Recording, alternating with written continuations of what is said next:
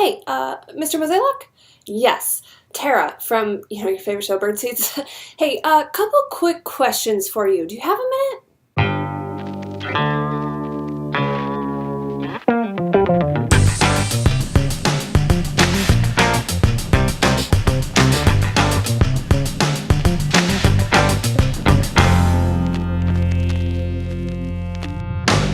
Hey guys, what's up? Tara Wellman here, and yes, this is Birdseeds. I know it's been a while, but I'm back. I've wanted to say something about the Cardinals offseason plenty of times, but there's just been so much to process, or not enough to process, and none of it's been particularly positive in my mind.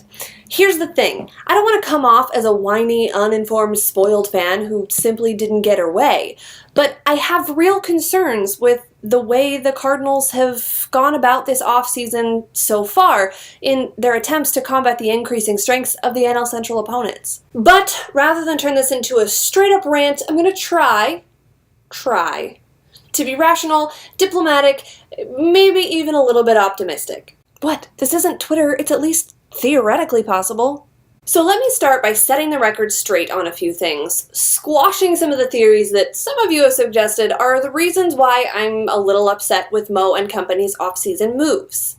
Number one, first of all, and I can't believe that I actually have to say this, but I am not upset because I have some weird fetish or obsession with Jason Heyward.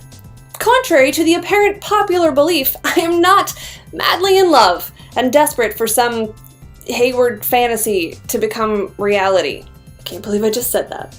But really, why is that everyone's first assumption?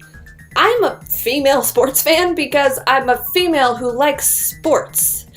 I become a fan of particular players just like anyone else does. I'm not blind to an athlete's physical appearance, but I don't think I have to be in order to be taken seriously. I've been a fan of Jason Heyward's for years, far predating his time in St. Louis, and it has not ever one time had anything to do with the fact that he's a good-looking guy. Believe it or not, I actually look at on-field performance and baseball value as a higher priority than attractiveness. Because last time I checked, there aren't any bonus runs allotted for being the most attractive baseball team. Although if that ever did become a thing, having Mike Matheny as the manager might actually be a great thing. Yeah, that sounds dumb. So does claiming that I'm only disappointed in Hayward's departure because I'm secretly in love with him. While we're parked here for a hot second, guys, I know it's really easy to make jokes chock full of innuendos when it involves female sports fans and male professional athletes, but newsflash, they're not really funny. And since being funny is your intent, just don't do it. Okay? Be better than that. Okay, now that we've got that settled, let's move on. Number two, I'm not upset because I think Jason Heyward is the second coming of Stan Musial himself. I'm not stupid, people. I see his numbers offensively and defensively just like everyone else does.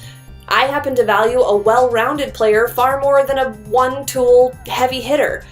It is what it is, but as much as I felt a guy with Jason Heyward's skill set could become a key component of successful Cardinals teams for years to come, I've said since the season ended that if the Cardinals really want to keep up with the power-hitting Cubs, they needed Hayward and another significant piece. To be clear, Jason Heyward would not have single-handedly won the St. Louis Cardinals their next World Series championship.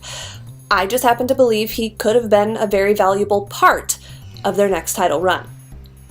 Number three, I'm not upset because Mo didn't throw money out the window of his Busch Stadium office at whomever happened to be standing down below.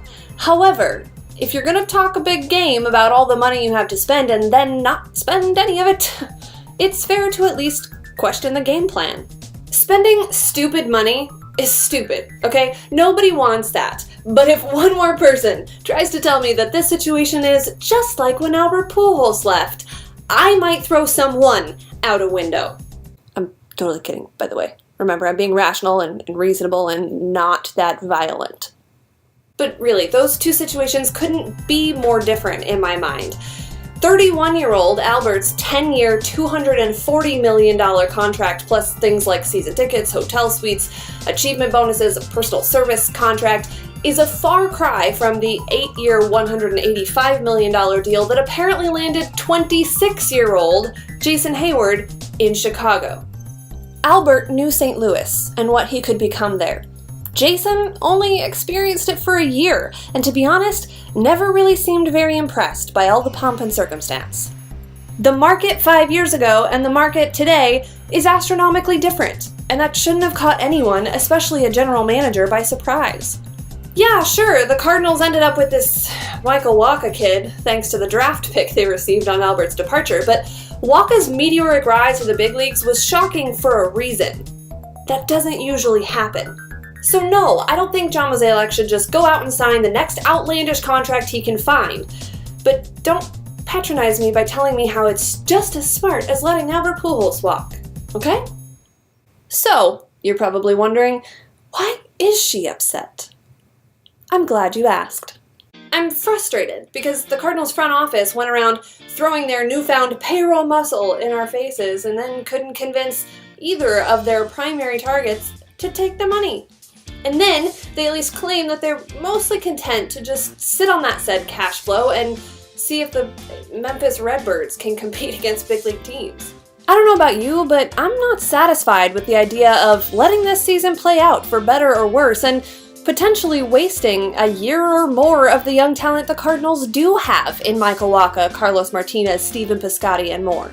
I'm concerned because Jason Heyward took less money to play for the Cardinals' primary NL Central rival.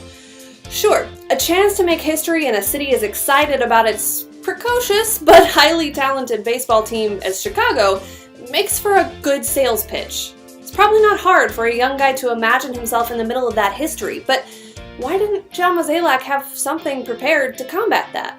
When will he realize that, but we're the St. Louis Cardinals, just isn't enough for some guys?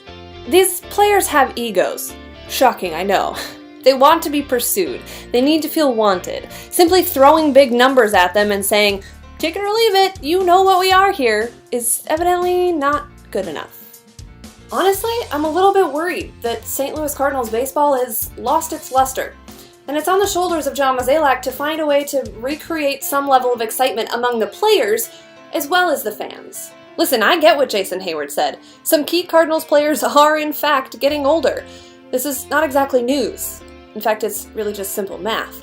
But there's still a good young group, and a few smart acquisitions could create a beautiful, classic Cardinals blend of old and new once again. But acquiring that piece, or those pieces, must be done.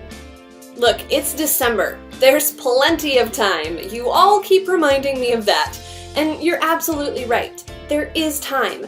But the options are dwindling fast, and if Mo waits and sees too much longer, he might wait himself right out of a chance to improve this club. And that would be a real shame. Not because I expect that the St. Louis Cardinals will win every National League Central Division title from now until forever, but I would like to at least feel like they were trying. We all know you don't win championships on paper. We also know you don't win championships in December. And we also all know that no one's paying me to make the decisions that John Mozeliak has in front of him. But I also know that I'm not alone in being a little discouraged by the offseason thus far. So, Mo, make me see the light. And if you could do it before February, that'd be great.